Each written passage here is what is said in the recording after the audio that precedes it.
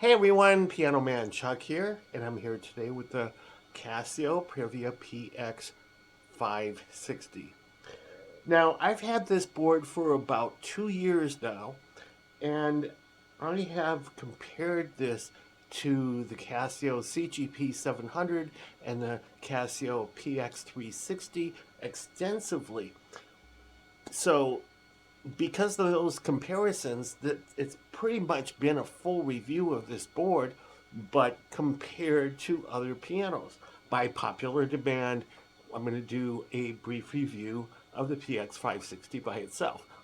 Now, this, having it for 2 years, this has been my main gigging board for when I'm with a band. But when I'm not with a band and I do solo piano, this is one of the many boards that I use for a solo piano gig. And the reason I use this is it sounds great and it weighs almost nothing at 26.5 pounds. That's nothing. So that's great. Anyway, let's get started, and we'll start with the ins and outs on the back panel. And going from my left, we'll start out over here. You'll see the standard left and right 1/4 inch outputs, and these can be fed to your PA or amp or audio input device, to your computer or whatever. And again, like just about everything else, if you only hook up the left cable, you're getting mono, which is basically summed left and right into one cable. All right, over the next one over here, you've got an audio volume control, which controls the audio input jack, which is a 1/8 mini jack that you can hook up your MP3 player or your smartphone or your tablet or whatever have you. All right, next you've got an assignable pedal. So you can use an expression pedal or a CC continuous controller pedal. So you can do things like volume and wah-wah and things like that. And next to that, you've got your standard damper pedal. And I'm using basically a Pro line damper pedal, which is like this. It's $29.95. You can get that anywhere. And speaking of pedals, going back to the assignable, I'm also using a Pro line, $29.95 US price, and it works just great. So both of these are Pro line. They're both good. I recommend them. Check them out. All right, next to that, you've got a pair of line inputs, left and right. So those are 1/4 inch, and you can do a lot with that. But if you have a device or something that can boost a microphone to line input, you can use this too. And when you go ahead and create some kind of creation on here, you can record whatever's coming through there as well. All right, then you've got your 12 volts DC power. Plugs into the wall, and the other end plugs into here. That's what powers this. And at the other end, you've got USB MIDI. So you've got USB over MIDI, so you can hook it up to your computer. And then you've got the standard legacy 5-pin DIN MIDI cable, MIDI jacks. So that's cool. You can hook this up to any other MIDI device. In my case, I have it's a Roland AX1 keytar. It's basically just a controller. So you strap it around your neck just like a guitar. It's got 49 keys, and it has a MIDI out, and I hook that cable up. It's a MIDI cable, standard 5-pin DIN legacy MIDI cable. I hook that up to the MIDI input here, and I got a cable that's 50 feet long. I go into the audience. I'm all set. I am playing whatever I want to play. It's sounding through here, but I'm playing it in the audience. Very cool. And if you didn't have those 5-pin DIN legacy MIDI jacks, you wouldn't be able to do that. All right, going to over here on the left side, you've got your pitch and modulation wheels, and they're conveniently located on the left, and they don't take up much room, so they really don't add much room to the overall length here, so you can still fit it in your car even though you're putting it in a case that adds a couple of inches. And over here on the left, over here in the front, You've got a couple of 1/8-inch mini plugs for stereo headphones. Very cool. All right, front panel over here. Let's go left to right. Master volume, power on and off. Got a song recorder section over here. We've got record mode and MIDI start stop and audio start stop. So you can record either in MIDI or audio formats. Very cool. Then you've got the transpose section where if you're playing something over here,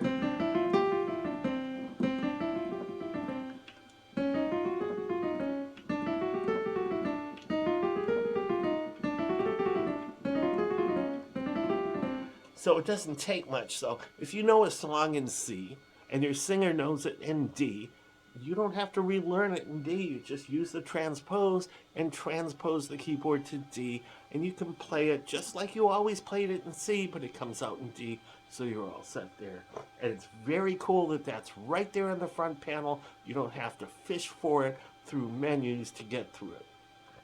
Then down here you've got your rhythm controller. You've got intros and normal fill-ins, variations and fill-ins, synchro and ending, start stop, and accompaniment on and off.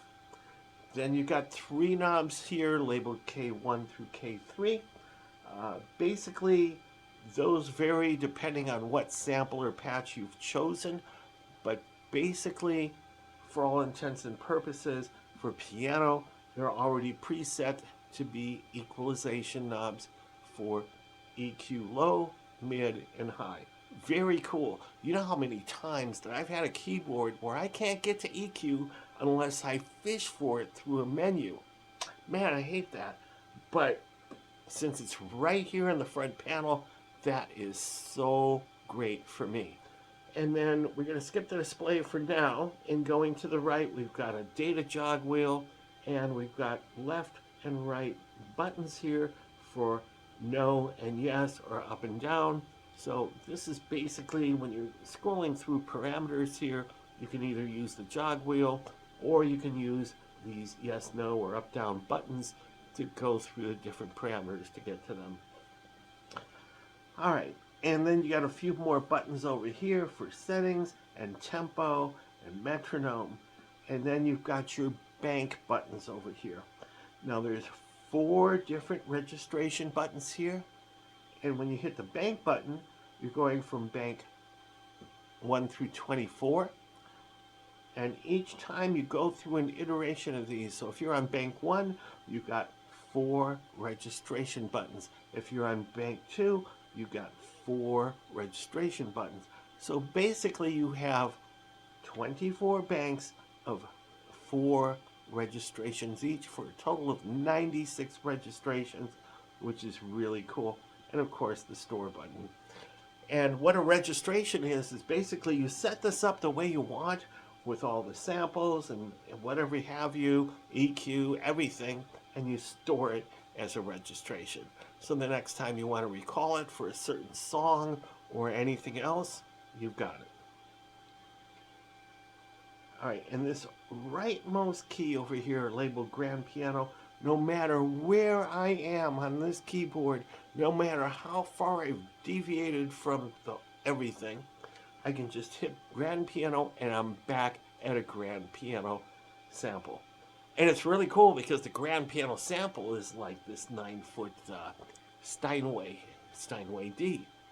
And it sounds really nice, just like you heard when I opened up this video. Actually, I have a video where I am comparing the piano samples against this and the Korg Kronos and the Kawai MP11.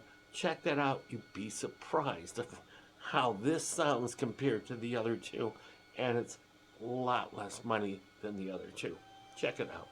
All right, so here's what the menu looks like.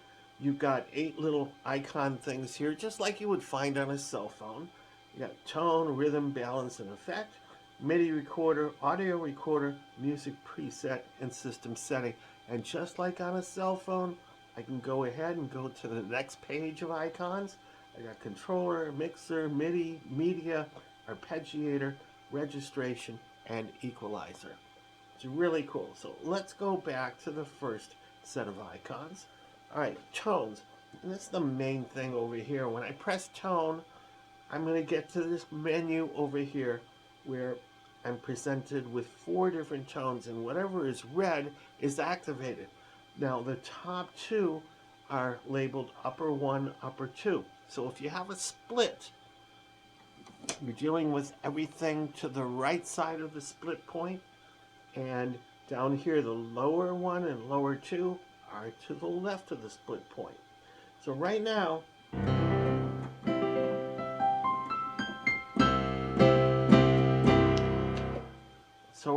the whole keyboard is a grand piano concert according to that setting right here. Even though the red Acoustic Bass 1 is lit up, it's not sounding because I don't have the split key enabled. Once I enable it, now I've split the keyboard between this upper one, which is grand piano concert, and this lower one, which is Acoustic Bass.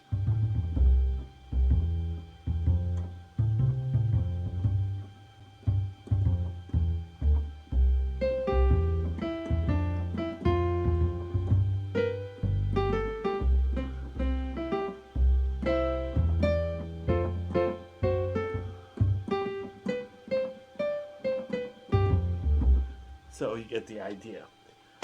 All right, now let's turn off split for a moment, and let's turn off that layer. Notice that the grand piano concert upper one is lit in red, so that's what I have across the entire keyboard. Upper 2, stereo strings, well, if I turn that on, now I've got a layer between grand piano concert and stereo strings.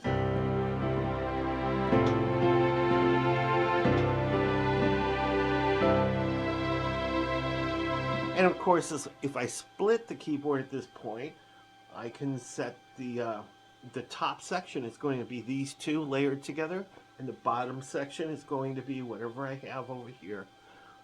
But let's say I want to have 4 different sounds for each one of these across the entire keyboard. I mean, that's what I'm used to with other keyboards, and it should be the same with this. There's a simple way to set that up too. So stereo strings and grand concert are already lit up. Let's go over here to acoustic bass, and we're going to set split.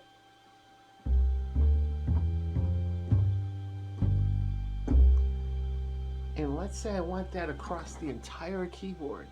So what I'm going to do is hold down this split point and set the uppermost key for my split point. Now I've got a bass across the entire keyboard. How cool is that? And let's turn that off. Synth strings, let's say I want that across the entire keyboard too. I hold down the split point, hold the topmost key. Now I've got synth strings.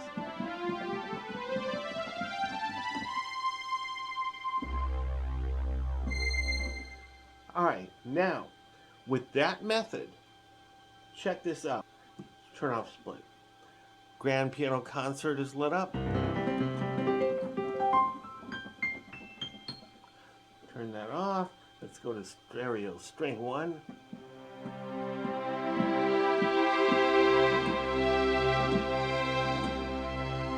Got that across the entire keyboard. Let's turn that off, turn split on, acoustic bass is on. I've got that across the entire keyboard. Turn that off, turn the next one on, synth strings.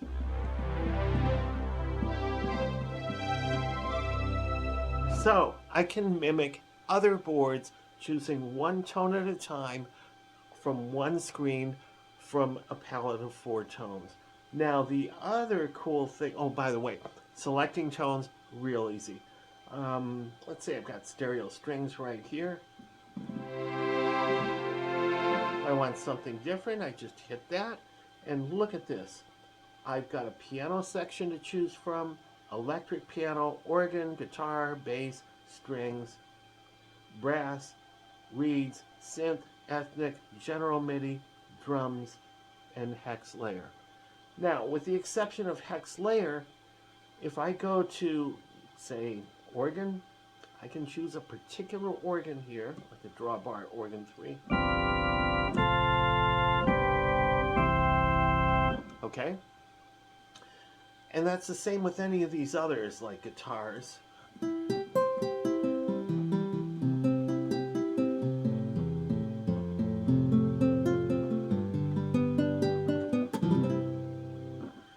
Alright, but if I go to Hex Layer, that's a whole new ballpark, and you'll probably want to check out my video that is entitled Understanding Hex Layers, because you can do so much with this. But the bottom line is, with each hex layer, you can choose up to 6 different sounds. That's what hex means, 6. So you've got 6 different sounds layered together as one in a hex layer.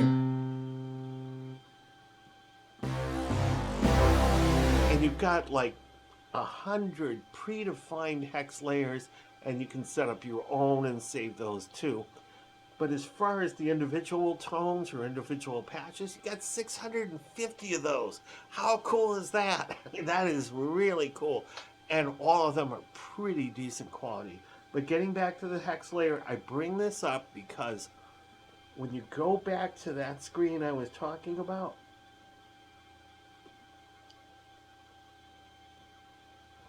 with these 4 things, if you choose 4 different hex layers for each one of these, and each one having the ability to have 6 different instruments layered together, you can have a layer of up to 24 different instruments. How cool is that? Try doing that on instruments that are 2 and 3 times the price of this. You can't even do that. So you got some tremendous capabilities with this. All right. And on this main screen, let's go ahead and choose a hex layer right now. Oh, and you can do pretty amazing things here. Let me just choose this one hex layer over here. It's called a Privia HX. Check this out.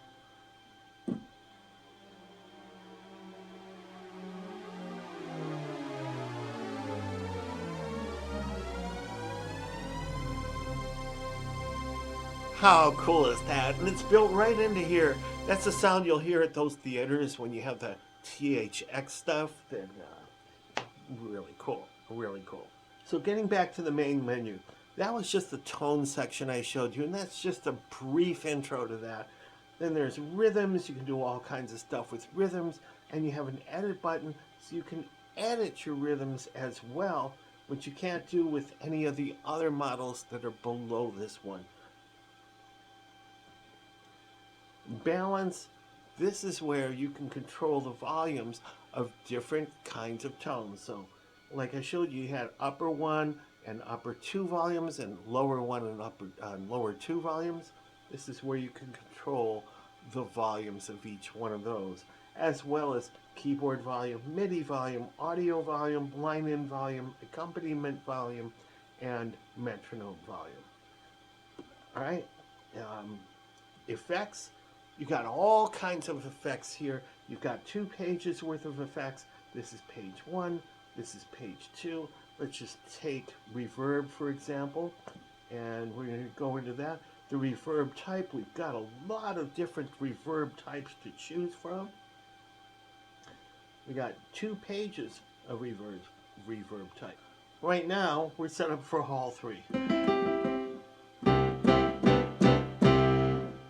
And let's say I want a little bit more. Let's go for a stadium.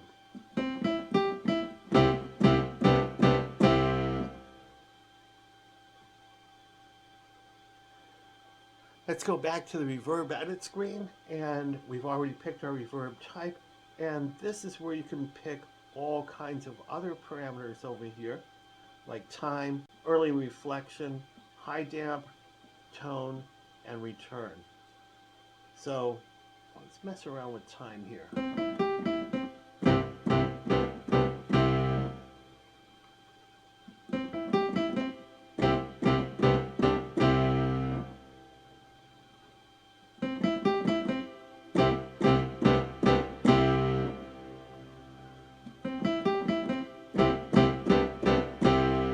So you hear the difference as I adjust this, and you can do that with any of these parameters over here. So let's reset back to our grand piano and go back to the previous screen. We can do what we did with reverb edit for chorus edit, delay edit, master compression, master EQ, acoustic simulator, sys effects, master effects, and DSP effects bypass. Very cool stuff. Alright, then we have Midi Recorder, and I have a video already set up for how to use the Midi Recorder, but basically this is where you can record just like you're using a workstation to record up to 16 MIDI tracks, plus Casio gives you a 17th track, a system track. So you're really beyond what other machines give you at this point.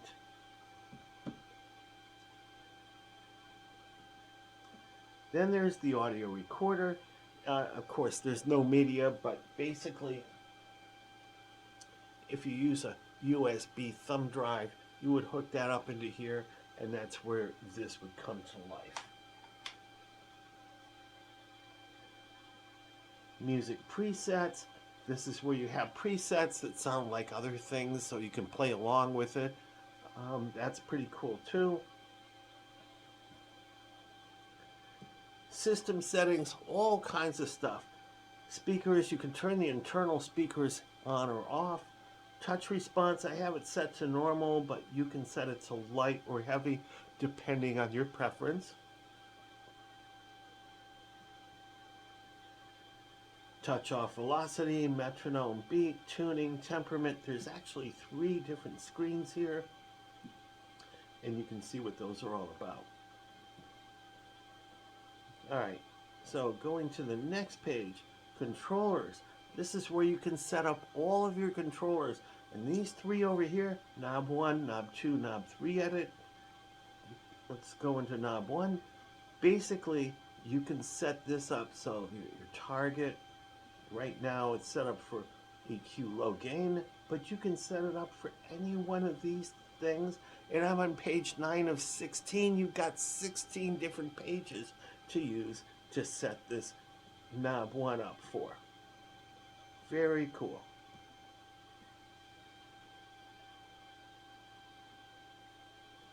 Mixer, this is where you control your 16 different MIDI tracks, the volume of each.